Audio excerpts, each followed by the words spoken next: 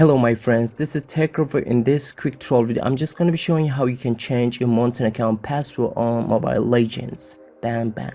So let's get started. First of all, go to the profile, click on account, then click on account center.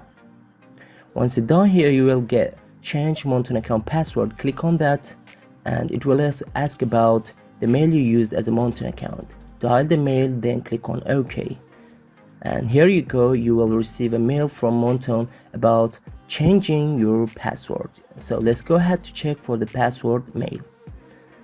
Here is the mail I talk about. Just go and click on change now, then click on browser, any browser you're using, and then here you go, we will get the page to change the password. And we're gonna create our new password now here on this page. So let's go ahead to do this.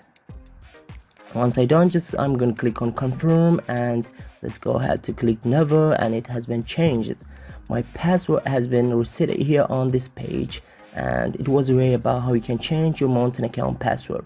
Hope you guys enjoyed the video. Please subscribe to my channel, share this video with your friends. If you liked the video, don't forget to hit the like button. See you until next quick tutorial videos. Bye bye my friends.